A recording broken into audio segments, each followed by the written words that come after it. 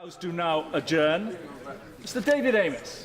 Mr. Deputy Speaker, I'm particularly pleased that you are chairing this session because I know only too well of your profoundly held views on this particular issue regarding human rights in Iran. And I recognise that there are many colleagues who are attending this debate and who may wish to intervene.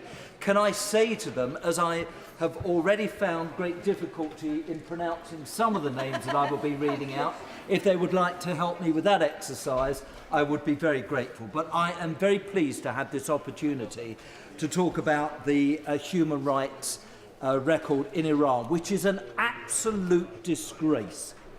The clerical regime's 34-year rule includes the execution of 120,000 of its political opponents, and yet the world remains silent. 120,000. The catastrophic repression of women, oppressed nationalities and followers of various religions, the destruction of the majority of the middle class, the obliteration of the private sector, the fall of at least 40 million people below the poverty line, unemployment standing at 35%, an absolute disgrace, a 40% inflation rate, and the plunging of the nation's official currency. At the same time, Iran's regime is sowing the seeds of discord right across the Middle East, not least in Syria, where the mullahs are lending huge assistance to the dictator Assad, a very wicked man indeed. In Iraq, the regime is attempting to eliminate the country's democratic opposition leaders, as well as the 3,300 Iranian dissidents in Camp Ashraf and Camp Liberty. The mullahs are a particular concern in regard to their dangerous pursuit of nuclear weapons. Let there be no doubt, as far as this House is concerned, these nuclear weapons would be directed to the destruction of the entire world.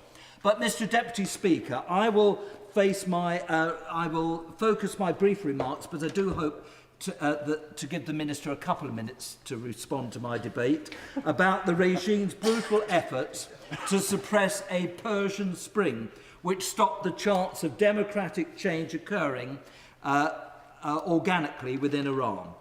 Iran's fundamentalist regime has embarked on a brutal campaign of mass executions to terrorise its people and prevent a resurgence of protests for regime change. Certainly. I wonder if the honourable gentleman agrees with me that this regime has simply run out of chances and that it has to go, and that the one constructive thing we could do is to let the legitimate leader of the Iranian opposition, Mrs Rajavi, come to this country and talk to British politicians, our people and our media, so that they can see what the alternative is. I absolutely agree with the honourable member for Birmingham Selly Oak, and as he knows, I stand shoulder to shoulder with him on this particular issue. For example, on the 13th of November, 44 people were sent to the gallows. At least 450 people have been executed in Iran since the beginning of 2012, according to the tally publicly announced by the authorities, which we can hardly believe. The true number is far greater. Wayne, as always, for bringing such a very important debate to this chamber. The number of people who are here is an indication of the importance for us as well. Does the honourable member, he hasn't mentioned yet, but is he aware of the specific persecution upon those pastors of churches, the evangelists, where if you're a closet Christian, they leave you alone. If you try to promote the gospel or evangelise, you're persecuted. And the fact that in 2009 there were 85 prisoners or people jailed for it, and 2010 over 100 people were jailed for it. Does he feel it's not just about human rights, it's about religious rights as well? I absolutely agree with the honourable member on that point, as I do indeed agree with him on so many other matters. Some 1,000 prisoners are currently on death row in prison. 1,000 prisoners. The regime has appointed a death panel to expedite the implementation of the death penalties for these prisoners on death rows. And yet the world remains absolutely silent. Thank the honourable member for giving way and for the passion with which he is making this case.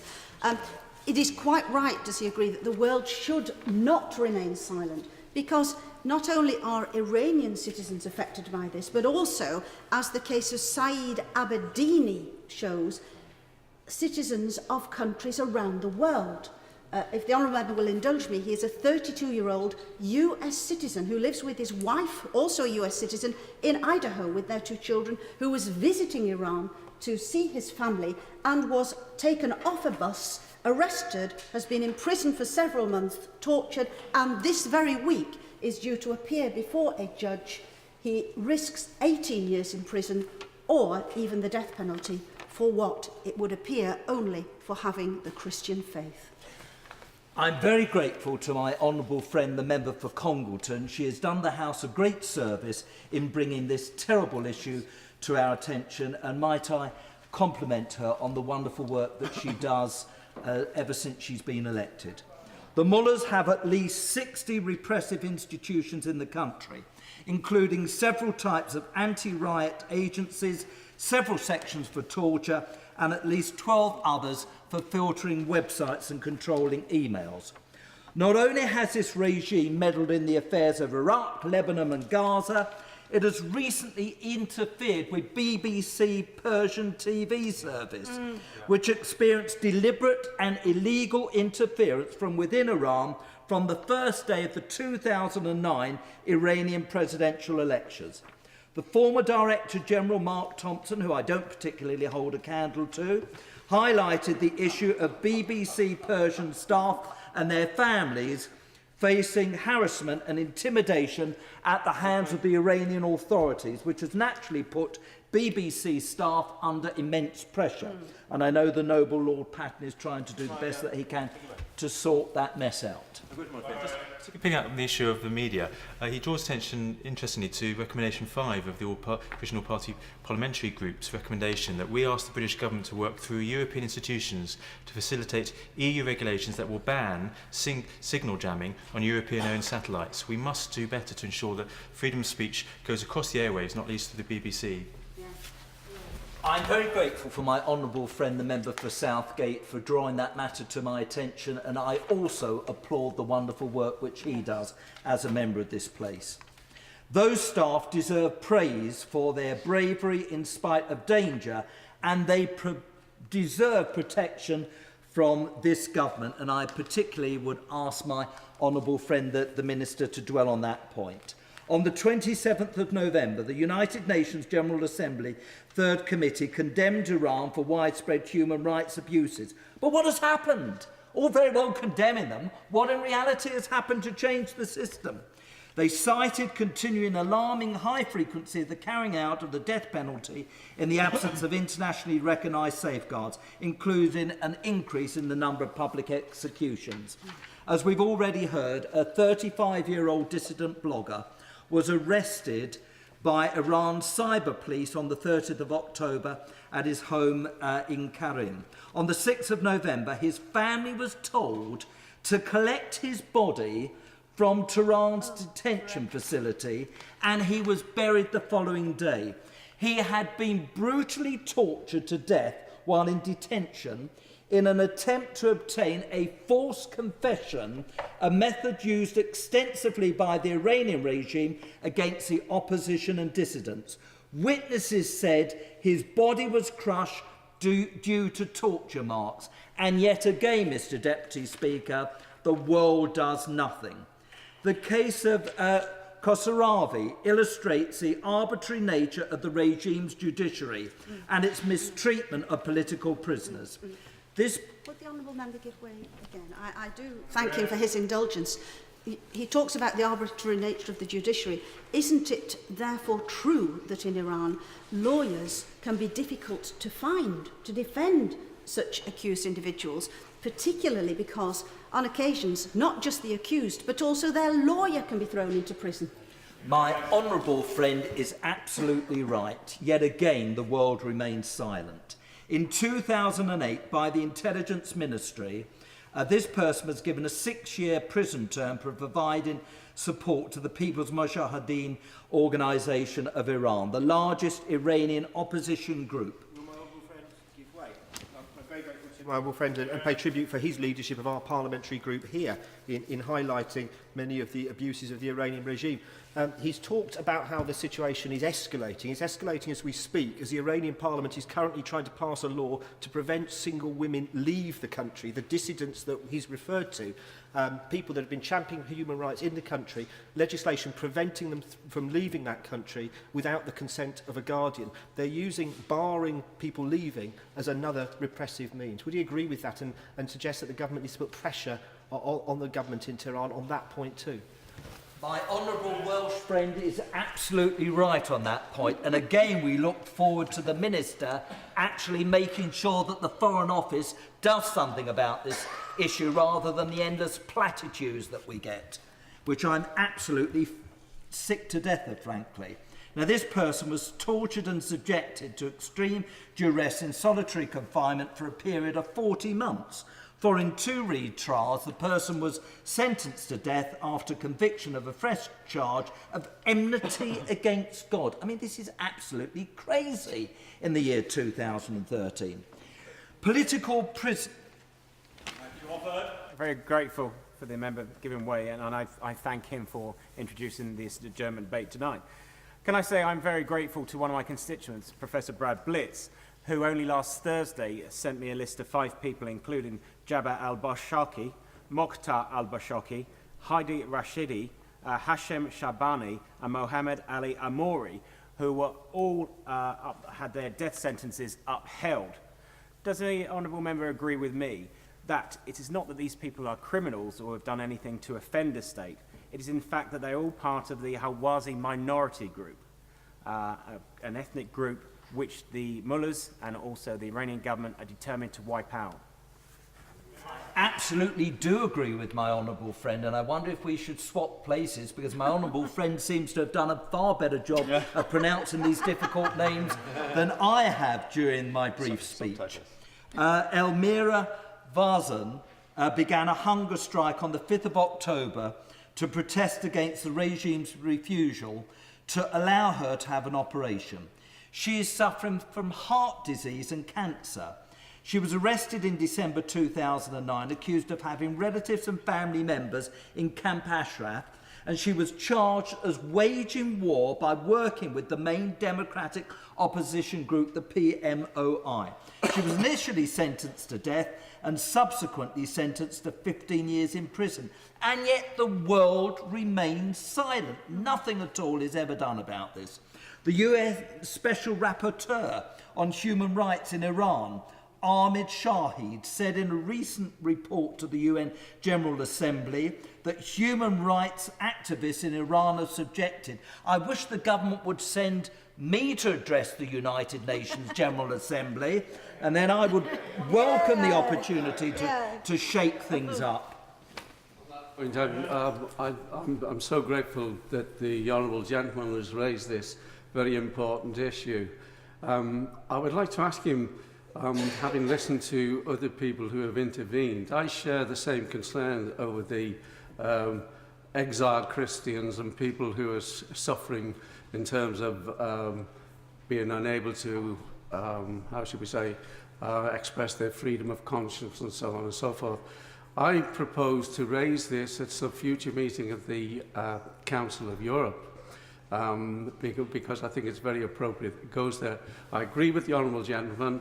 Not enough is taking place to bring this to the attention of world authorities. So would he share with me the express wish that the government would back the initiative in terms of taking this forward at the next opportunity in the Council of Europe? I absolutely agree with my honourable friend from Liverpool on this occasion, and indeed on so many other issues. And I say again, I hope that our Minister will act on the point that my honourable friend has made. In view of the regime's complete disregard for 58 UN resolutions, and given that the regime has denied access to various UN rapporteurs for the last 7 years, It is essential for the Iranian regime human rights dossier to be referred to the UN Security Council for blinding measures. I would also like to draw to the attention of this House that human rights abuses being committed at the mullah's behest against the 3,300 residents of Camp Ashraf and Camp Liberty in Iraq. These dissidents have resided in Iraq for more than 25 years. During this period, they built a modern town called Ashraf, developed from the ground. The residents have been major targets for the mullahs in Iran. After the 2003 invasion of Iraq, the Ashraf residents who disarmed voluntarily were designated by the coalition as protected persons under the 4th Geneva Convention. I thank my honourable friend for giving way and congratulate him on raising this important issue in such an important debate. Does he agree that it is not just a matter of raising Camp Ashraf in this House, of raising it with the government and international institutions, but it would be welcome if the Western media did more to draw public attention to the disgraceful things that have gone on in that place and the human rights abuses that have occurred? Oh, I absolutely agree with my honourable friend. The absolute trivia that the media cover, and yet something as important as this, 120,000 people executed, no coverage at all because it presumably doesn't involve sex or celebrity status. So I absolutely agree with my honourable friend on that point. I think, Mr Deputy Speaker, I'm going to have to dump most of this speech now, unfortunately, because I do want to give the Minister a couple of minutes to respond to the points which I'm making. But I would say to the House that I am very, very unhappy about Martin Kobler, the Special Representative for the UN Secretary General in Iraq, who gave the residents repeated assurances about their welfare and protection at Camp Liberty, and sadly they have been badly let down as far as those assurances are concerned. They are not worth the paper that they are written on. So I say to my honourable friend the Minister, knowing the Foreign Office of old, there are many, many honourable members in all parts of the House who are absolutely fed up with the lack of action on this particular issue. When President Obama won the first term 4 and a bit years ago, and he chose Mrs. Clinton as his Foreign Secretary, we heard much about what America was going to do on this issue. In reality, what has happened? Absolutely nothing. And I've reached a point where I'm prepared to say, I think at the end of it all, it's about oil. Money talks. Because if there was any consistency on this issue, I think there would have been some action. So I would ask my honourable friend the Minister to talk to our right honourable friend the Foreign Secretary to make further diplomatic relations with this dreadful regime conditional upon stopping ongoing executions and torture. We had appeasement from the last government. I don't expect appeasement from the government that I support. Secondly, I would ask my honourable friend the Minister to refer the mullah's terrifying human rights dossier to the UN Secretary Council. If he won't do it, I'll certainly do it. Thirdly, to assure the security and protection of the inhabitants of Camp Liberty and Camp Ashraf, to call on the UN to give this camp a refugee camp status and to respect Ashraf residents' property rights and right to sell their goods, which was the original agreement. And finally, to recognise the Iranian resistance for regime change. Mr Deputy Speaker, for too long we've had platitudes and good intentions. I now expect her action from Her Majesty's government. Yeah. Mr.